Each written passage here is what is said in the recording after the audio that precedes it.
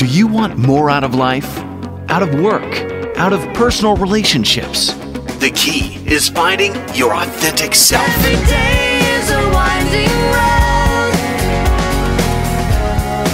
I get a little bit closer to feeling fine. Welcome to Discovering Authenticity with psychotherapist and coach, Teri Sica. Good morning and welcome to Discovering Authenticity with Teri Sica. As you can tell from my voice, I am not Teri Sica, as she is traveling this week on assignment. My name is James Desrosiers. You may have heard me before on this show as a guest discussing authenticity topics regarding success, coaching, and my role as an executive and life coach helping other people of all ages achieve the life they truly desire. So you have me as your host today, but fear not, for Teri will be returning next week with her co-host Bob Glover. As for today's show, we've put together a great one for you that I promise you won't want to miss. Two of my longtime clients and now friends are here with us on the phone to discuss their struggles and success with their own authenticity. Our second guest will be former New England Patriot Pete Brock. From the time he was a little kid, well, not that ever, Pete was ever little, but Pete had a goal to play football. He succeeded at the absolute highest level, having a very successful career and even playing in a Super Bowl. But what happened to him when his team told him that they no longer wanted his services? He was only in his 30s. What was he going to do with the rest of his life when football was all he ever knew? Well, Pete will discuss this challenge a little later with us and describe how he took the lessons that he learned on the football field and applied them to his future. You don't want to miss that one out. But first, let me introduce you to our first guest, Marc DiGeronimo. Marc is a successful business person, community leader, husband, and father. One of three sons of Anthony DiGeronimo, a very successful entrepreneur who owns several businesses and real estate holdings throughout central Massachusetts, Marc was born into a wealthy family. In fact, both individually and as part of this family, they still own and operate many businesses in the area. Good morning, Marc. Jim, how are you? Hey, I'm doing good. Thanks for joining me today. I really appreciate you taking time out to share your amazing story with our listeners. I don't know if it's that amazing. Well, I think it is, and I think our audience members will agree with me soon enough. Marc, let's start by you sharing your family's story, your father's success in business. Well, my father started a supermarket chain. He took it over from his grandfather and essentially took a one-room shop and turned it into 22 supermarkets. He, along the way, also was buying and building commercial properties and multi-family properties along the way. He was successful, and he gave me the life that I live today. Yeah, and I know as a friend and as a client of mine for over 10 years that you're extremely proud of your family and what your father was able to accomplish, and it is an amazing story. Because this is a local show, what was the name of the supermarket chain? I'm sure everyone will recognize it. Victory Markets, yeah, now part of Hannaford. Yeah, excellent. And then how many stores did it grow up to, Marc? I believe when it ended, it was at 26. Wow, amazing. And but then he on did top leave of when that, I was 14. I'm sorry? He did leave the market when I was 14. Wow. Now, I imagine that growing up in that type of family and business environment, it certainly had, I can imagine, both its blessings as well as many challenges. What were the positive and negative consequences of your family's success to you personally? Well, I think the positives are that, we were able to go to whatever school we wanted to go to. We had a very good lifestyle growing up and great vacations and really wanted for nothing. I mean, it wasn't exorbitant wealth, but, we did have a comfortable lifestyle. The drawback was that family and business were one word, really. Yeah, absolutely. I mean, a lot of people think that if you're grown up with privileges or with wealth or with a lot of financial blessings and successes on the business side, that your life must be a piece of cake. And I think it's very important for all listeners to understand some of the challenges that you faced personally growing up and some of the sacrifices that you and your family had to endure because of the success. Can you talk about that a little bit? Well, and I think, my father never saw me play a baseball game. I made varsity football as a freshman, and he wasn't able to come to the game because of business obligations. you feel a lot of times like you are second place in their world and their lives. And again, my father was the greatest man I ever met. But when you look back on it now that I'm a parent, you do look back on it and think, wow, what if? What if he had spent the time with me on, in other areas? Before he passed, he did look at me and say, I wish I had played more sports. Sure. I think that generation was a bit different, and success meant wealth.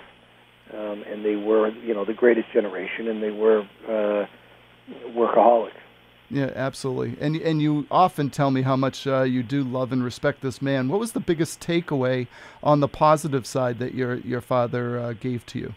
It was funny. I think that the most positive thing about him was that he told me that no matter who you're talking to, what they're talking to you about is the most important thing in the world to that person, and that you should make it the most important thing in the world to you. Oh, that's a great life lesson that I think, especially today with all the technology and everything else we have in our world, what a great lesson to get from him. So that's awesome. Thanks for sharing that. Now, coming up with that kind of an upbringing, so much of who we are comes from that upbringing and our early family experiences. We also become our own individual selves that sometimes has conflicting values or wishes for our lives that can be very much different from this past conditioning or family expectations. What inner conflicts did you have with yourself as you were becoming your own person, and how did you identify who you were as an individual? I think I'm still working on that, Jim, trying to figure out who I am. I think one of the bigger things is that throughout our life, we were kind of conditioned to believe that we were going to be working in the family business, and you really didn't look to what you wanted to do, where you wanted to go with your life and the things that you wanted to do. It was part of your upbringing was you're going to be part of the family business, because as I said before, family and business were one word. Sure.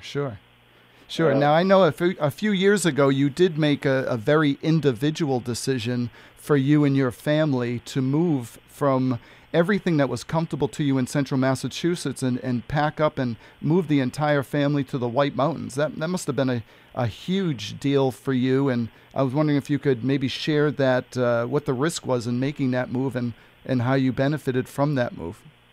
Well, I think it was one of the scariest things I've ever done, and it was freeing in a sense. There was a lot of name recognition where I came from. Not that people knew me, but they knew my last name. And we've eliminated that up here. And I didn't want my kids to grow up with that hanging over their head. Which DiGeronimo are you? But it did. What it was really stimulated me to come up here was that I saw these guys that were teaching skiing along with me. I started coaching skiing, and they were making $50,000, maybe $60,000 total a year, compared to friends of mine who were making $250,000, $500,000 a year, and still loved to ski and would go up and ski every weekend. But the stress in their lives and keeping up with the Joneses and the having the Mercedes or the Cadillac in the driveway was very important. And yet these guys who were making $50,000 and $60,000 were much happier. And I realized they were doing what they loved to do. And I had always loved the mountains, and I loved skiing and being outdoors, and decided to make that a priority in my life. Wow. Yeah, well, I am very excited for you that not only did you have a great upbringing and your dad gave you everything that he could give you, but then you took your own authenticity and did what you needed to do for you and your family that was slightly different, but very authentic to what you wanted to get out of your existence. Unfortunately, we have about 15 seconds left, and I just wanted to get from you a short definition of how would you define the word authenticity, Mark? I think it's staying true to yourself despite outside influences and forces. Not living authentically can, I believe, cause someone to, be depressed and kind of lose the meaning of their life. And to give you a little bit of a plug, it really did take your help in helping me investigate myself to see what would really create the happiness in my life. Oh, well, thank you for saying that. I really appreciate it. And it has been a very exciting and fun journey for me as well. And I really appreciate you coming on board here today, putting yourself out there and sharing your story. And I do think it's remarkable, as humble as you are. And I want to thank you for taking the time to be with us today, Marc. Hey, thank you, Jim. Absolutely. Well, hang in there real quick, everyone, because we're going to come back and talk with former NFL great Pete Brock. Teri Sica, LICSW, is a psychotherapist and coach with over 28 years of experience. Her private practice is located in Scituate. Her refreshing approach encourages change. Teri's working philosophy is simple. Challenges are opportunities for authentic discoveries which lead to change and growth. Teri works with adolescents, adults, individuals, and couples. Her areas of expertise include marital conflicts, communication skills training, performance enhancement, problems related to depression, anxiety, stress, and life transitions. Discovering authenticity is the foundation of Teri's work because it reaches into the lives of everyone. Throughout her 28 years of work, she's worked with a wide variety of clients. Teri understands that people struggle most because they've lost the ability to be authentic. Teri is also a consultant with Richard Levin & Associates, an executive coaching and leadership development firm in Wellesley. Contact Teri Sica by phone at 781-561-5264, 781-561-5264, or online at discoveringauthenticity.com. I love Scituate. It's my haven, and there's so many amazing people. I'd like to introduce you to Cindy Gallo Casey, owner of the Roman Table, 164 Front Street in Scituate Harbor. I love the Roman Table concept, a taste of the Mediterranean in Scituate. You'll find great kitchenware, beautiful table linens, and kitchen ceramics from Italy, Spain, and Portugal. Guaranteed you'll find the perfect gift. The Roman Table offers a bridal registry as well as an I'm Starting Over registry. You've got to love it. My favorite thing to do when I visit the Roman Table is test sample all the different varieties of olive oils and balsamic vinegars. Try the fig or the cherry balsamic vinegar, perfect, drizzled over chicken or a great salad.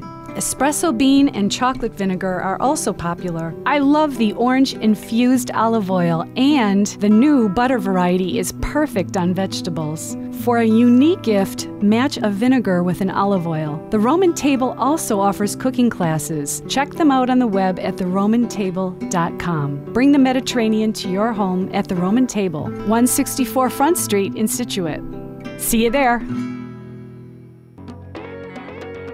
Now back to Discovering Authenticity on 95.9 WATD. Welcome back. Again, my name is Jim Desrosiers, filling in for Teri Sica, who will be back next week with her co-host Bob Glover.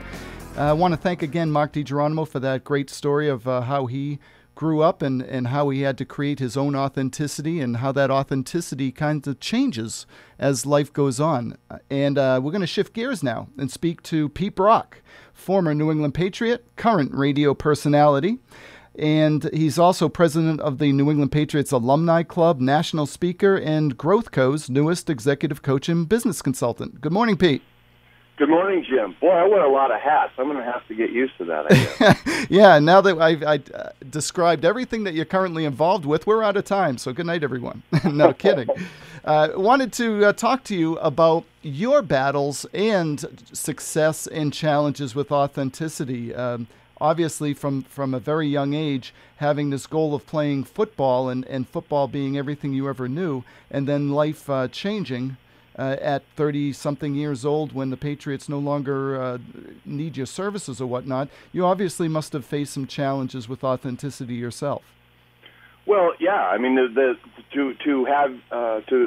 remake yourself at age 35 years old when you've done and dedicated your life and committed it to, something. And mine since I had been, a young boy, I was football. I trained football. I wanted to play football.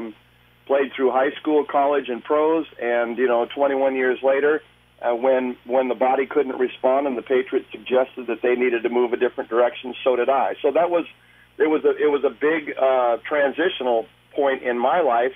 Having branded myself as a football player, now what do I do? So there was a big struggle in trying to discover who I really was, and I could no longer be that football player. It was a tough transition. It was, how dare the NFL start? The Patriots couldn't possibly start training camp without me, and all kinds of the denials. I was angry. I was confused. All of those type of things. And one day woke up and said, okay, well, you were a football player. What did you take from that? What did you gain from that? And how can you apply that into whatever else you want to be? Yeah, absolutely. And I wanted to touch on that a little bit, too, is, I go into schools almost on a daily basis teaching kids how to succeed in life and go out there and get your goals and dreams, etc. And so many young people tell me they want to be a professional athlete.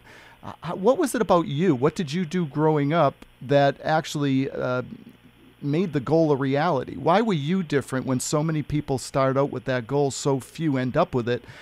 What allowed you to succeed as a kid growing up? Well, I think I learned early on that, setting a goal to some people means just dreaming about it. Setting a goal to me was committing to it.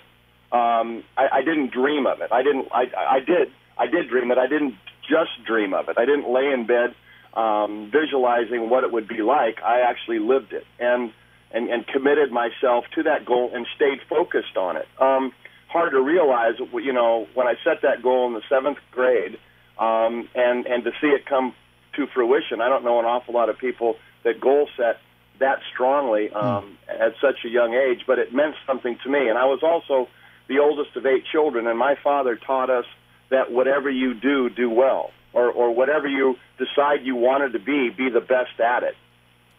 Great lesson. And so, I think what separated me was that upbringing, was the commitment to that goal, and then an awful lot of support around me. I had a terrific head coach in high school that pointed me along. If you want to be that, then here are the steps you have to take, and actually did it. So I think it wasn't a dream, it was a goal, and I committed to that goal and stayed focused on it. Well, I love that because I think everyone on the planet is interested in goals. But being interested really isn't enough. That you really need that commitment and to wake up every day and when you don't want to get out of bed, but still get out of bed and do what it takes, no matter what, to make a goal a reality.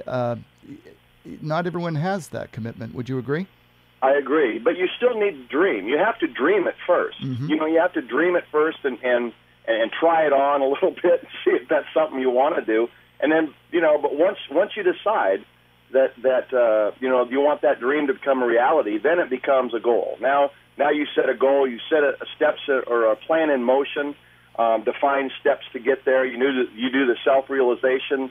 Okay, I was in the 7th grade. I couldn't be a professional football player the next day, but what do I have to do the next day to become that eventually? And right.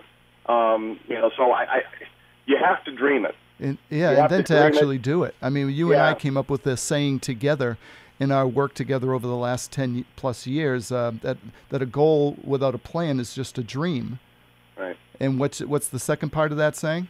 Well, and a plan without action is a lie, because you actually are lying to yourself if you're not going to commit to do something every day to change, to be different, or to move forward on that path to that goal. Then you're lying to yourself. Absolutely, I love it. Okay, so now let's fast forward and get really into the meat of your authenticity.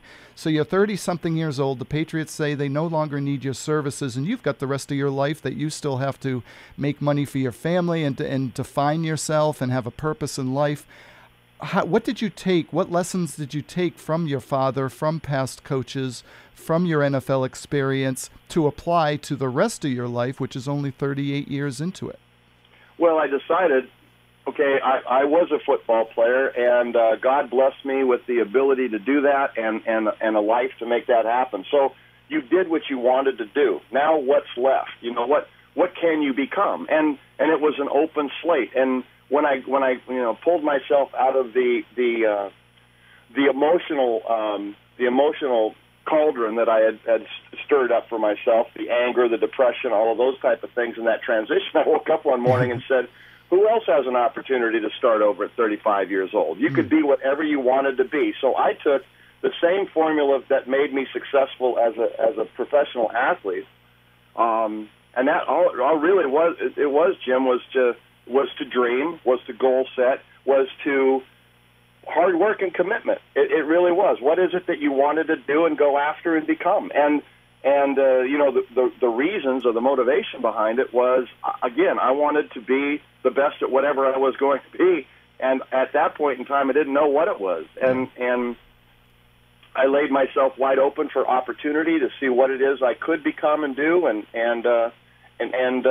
when opportunity presented itself, I glommed onto it. I ended up working for a software company. Had never turned on a computer before. Didn't know anything about what tools they were developing in the software industry, other than it was anyway. It doesn't matter what it was, but I didn't know anything about computers. But applied the success formula was, okay, dedicate yourself to it. I learned it. Become it and work hard at it, and ended up eventually starting my own software company that I ran for 7 years before I sold it to a client, and things moved on. It was just a matter of, you've done one thing, right? And that was football. Apply what it was, and that was just, you wanted to play football, and so I carved a path and a plan to do that. I love it. Well, we're going to hear the rest of the story right. We're going to hear the rest of the story right after this next commercial break. But I really want to thank Pete for joining us. He's going to come and finish his story after the break. And you're listening to Teri Sica, the Teri Sica Show, anyway. Discovering your authenticity. We'll be right back. Teri Sica, LICSW, is a psychotherapist and coach with over 28 years of experience. Her private practice is located in Scituate. Her refreshing approach encourages change. Teri's working philosophy is simple. Challenges are opportunities for authentic discoveries, which lead to change and growth. Teri works with adolescents, adults, individuals, and couples. Her areas of expertise include marital conflicts, communication skills training, performance enhancement, problems related to depression, anxiety, stress, and life transitions. Discovering authenticity is the foundation of Teri's work because it reaches into the lives of everyone. Throughout her 28 years of work, she's worked with a wide variety of clients. Teri understands that people struggle most because they've lost the ability to be authentic. Teri is also a consultant with Richard Levin & Associates, an executive coaching and leadership development firm in Wellesley. Contact Teri Sica by phone at 781-561-5264, 781-561-5264, or online at discoveringauthenticity.com. Now back to Discovering Authenticity on 95.9 WATD. Welcome back. Again, my name is Jim DeRosier, filling in today for Teri Sica. I own a company called Growth Co., a professional development company helping adults and young people learn the critical success skills of goal setting, time management, and self-motivation. Bottom line is we help people achieve the goals and the life that they ultimately want for themselves, which is why we have Pete Brock on the show today. Pete's actually a Growth Co. consultant as well, and was telling us about not only his ability to achieve his goal of playing in the NFL and actually playing in a Super Bowl, but what he needed to do to take the skills and those lessons and that knowledge and that commitment to excellence and apply it in his post-NFL life. So I'm thrilled to have him as our guest today. And if you want to learn more about Growth Co. or talk to me or Pete, you can give us a call at 978-827-3133 or visit our website at growthco.com. So Pete, thanks again for joining us. I really appreciate it. Oh, thanks for having me on, Jim. Oh, absolutely. Before the break, you were starting to talk about how you applied everything that you learned into your post-NFL life. And one of the things I'm really taking away from this, and I've heard you explain it to some of our other clients, is that ability to understand where you are now. The past is over, good or bad, it's over. And now you're here. And there's a reason why we have our eyes on the front of our head instead of the back of our head, is that we need to look forward. And your ability to see that the future was still undetermined and unlimited as to what it could be, you were able to redefine yourself. And I'd love for you to continue that story. Well, the one thing I did take away from football was that, football cycles in 1 week increments. You can't do anything about the game you played other than learn from it. You can't do anything about, the game further in the season. The only thing that you can control or have anything the only thing you can control is the very next game. And in fact, I boiled it down to the very next play. Learn from the past, good or bad. But don't look so forward to things that you get overwhelmed by it. Setting a goal setting a goal as a kid to play in the NFL, whenever there was a setback, if I had said, okay, well, this is a setback, and I hadn't that 40,000-foot view of the goal, I might have given up because it would have been too awesome. And it's the same way in everyday life. I was faced with the rest of my life. I learned from football. What did I take away from it? I knew in order to succeed, it was going to take a commitment and hard work, but let's plan for it also, and or especially, not also. Let's plan for it especially, so that every day I could wake up and be different today than I was yesterday, right. and continue to move forward. And that's really what I took away from my experience in the NFL as an athlete and in training and all of that, and applied it to everyday life. Absolutely, and you've done great at it. I honestly believe that exceptional people, you could take everything away from that person, all their money and all of their material possessions, and put them on the street homeless, and within no time they will become excellent again. I believe that those traits and those characteristics, if you have them, not just for one aspect or part of your life or a career, but they're just innate abilities that you can apply to not only career but all areas of life. I agree, and really, it's not a secret, and it's not this is not new science, nor is it difficult or rocket science. It's simple. You have to plan for what you want to become, and it's a mindset at that point. It's an attitude, and I'll tell you what else, Jim. And it's not just a simple process. It's a passion, and if you can't get passionate about what it is you're dreaming to become, then go find something else. Because when life throws hiccups at you and obstacles, it's easy to quit if you can't get so passionate about what it is you're driving to. I tell a lot of people that you have to want it so bad, as if someone were holding your head underwater, dunking you. And if you've ever had that experience, how much you want that next breath is exactly the kind of passion, right. determination, and commitment you better have to whatever you go after, or life will steal it from you. Boy, that's a great analogy. I never thought about it quite that way, but absolutely right. So I sometimes don't like to talk about Pete Brock, the former NFL great. I much rather talk about Pete Brock, the still great and the soon-to-be spectacular at whatever you're doing now. What are your future goals, Pete? Well, I want my future goals is to be able to share this process and passion with other people. To be able to teach someone else as to how to attain their goal, how to achieve what it is they're going after.